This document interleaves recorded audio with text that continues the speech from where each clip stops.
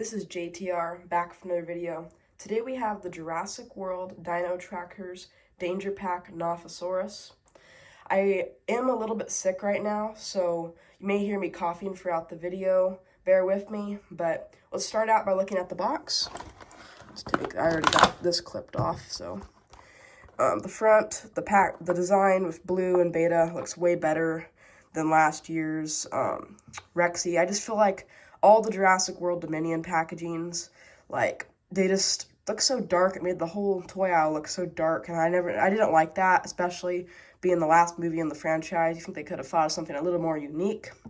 But this actually looks pretty decent, even though it's kind of basic with blue and beta. It looks pretty nice. Jurassic World, it says. Here's the other four of the assortment you can find. Dino trackers, it looks pretty decent overall. I like how they have the different biomes up in the top corner. Yeah, and that's the box. Let's start with the paint application on the Nothosaurus. The paint is actually something very different than what we've gotten in the past, and I'll explain that in a second. But first of all, we start out with this like dark purple on the body, and then like a dark brown up by the head. No toenail paint. Usually the four-legged creatures from Mattel's dinosaur line don't usually have toenail paint, I've noticed, even on the Hammond collection. Usually it's just the carnivores, even though this is a carnivore, obviously, but I've just noticed that.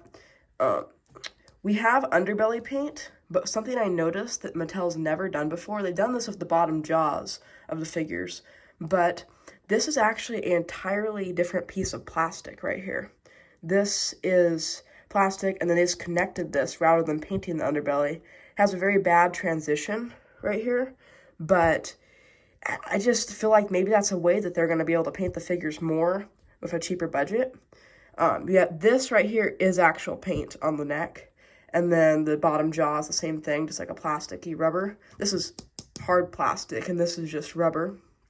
But really the only paint is just the neck paint, teeth paint, and this slight different tone you can see picking up on the head right here. Just like slightly changes.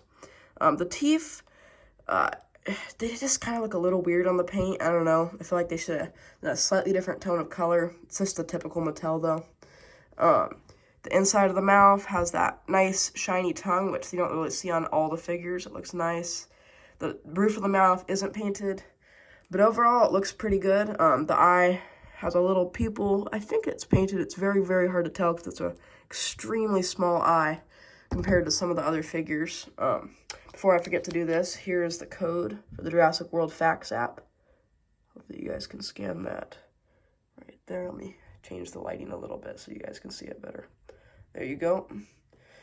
And there's your code. The detail, let's move on to that. It looks decent, nothing like the Hammond Collection's detail overall, but I've definitely seen worse from Mattel. But it's always weird to me how different pieces have more detail, like the back legs have so much better sculpting than the front legs. I'm not sure if you guys will notice that, but like even the speckling is so much more abundant on certain spots. The tail, it's so weird how the different areas, but something typical for Mattel. The underbelly with this plastic, it almost seems like a different plastic than just the general body. Maybe I'm wrong. It's not that detailed. It might pick up better on camera because the light's hitting it. It's a rarity, but it might be doing that.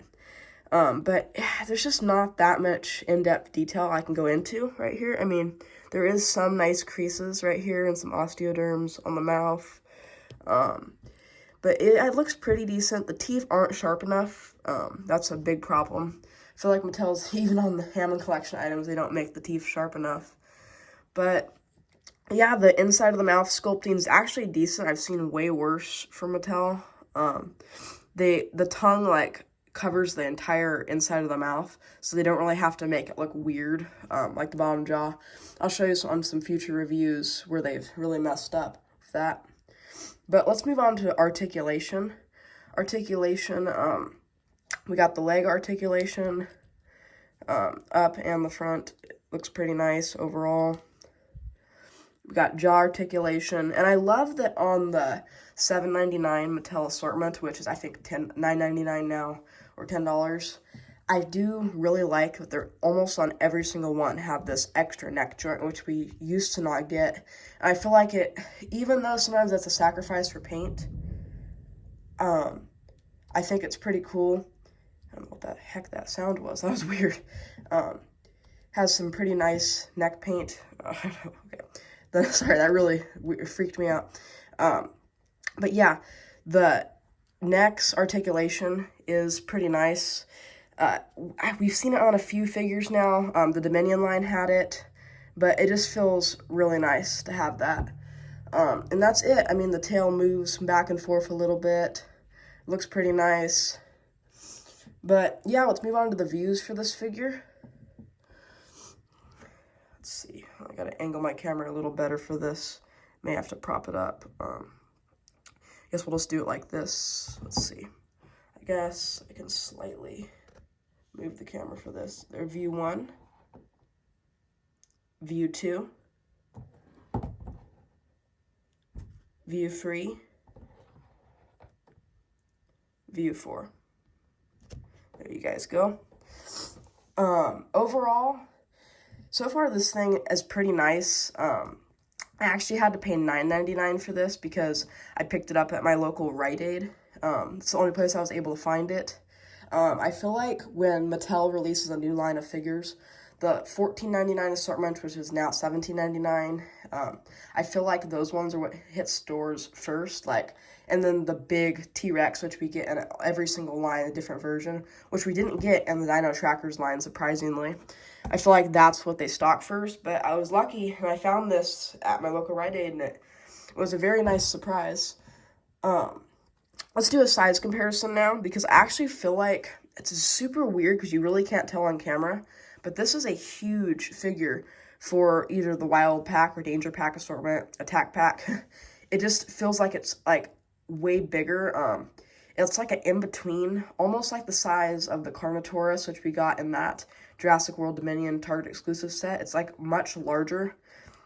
Everybody has a different sized hand, so I really can't show you that way, but let's do a little size comparison. Here is the Hammond Collection Tyrannosaurus Rex. I'll sit it right there. Here's the Hammond Collection Triceratops and the Hammond Collection Gallimimus. There we go. And that's a size comparison compared to those. Even though, see, the Hammond Collection Gallimimus is a larger figure for that size, and it's actually, pretty close right here. You can kind of see the width of the body is extremely thick. I know that's what it's going to be for, a reptilian type thing, but it looks very, very nice, I have to admit, size-wise. I was really thinking that this should have been originally a $14.99, Roar Attack or Sound Strike. I was thinking they should have made it much bigger, but I actually don't mind it. It's almost as tall as, a human character. I don't have one with me, but it looks pretty nice overall, size-wise. Let's move on to 1 through 10. 1 through 10, I'd rate this, I don't know, it's because the paint's decent on it. I'm not sure how much I like this Underbelly paint, how it's not really just a piece of plastic.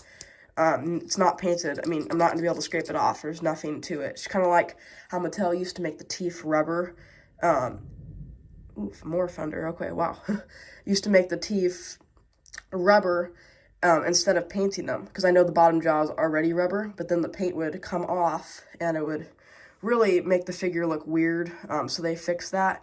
But yeah, I think it may be a good thing for multiple reasons they're doing this, because it might be a cheaper option so collectors get the paint, and a better option for kids so when they play and scrape with it, the paint's not going to come off, and it looks very nice. So I think 1 through 10 overall, I'd actually rate this figure like a 9.5 for Mattel, because this isn't like Hammond Collection or anything. We're getting some pretty nice tones of paint.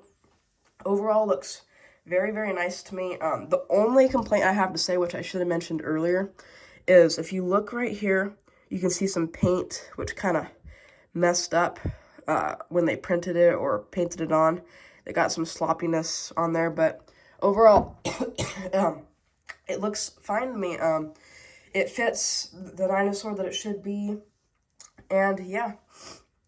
Right here is two more that I will be reviewing soon. The new baby Brachiosaurus, which is very interesting, and I actually forgot the name of this one, but very good sculpt. So I'll talk to you guys about those and some future reviews. Thanks for watching. Go check out my Instagram, Jurassic Tree Official. I have many posts there. I haven't been posting much on my channel. I will slowly start to get back to that. But if you go to my Instagram, I almost have daily posts on there. I post a lot. Different Jurassic news, all kinds of different things on there.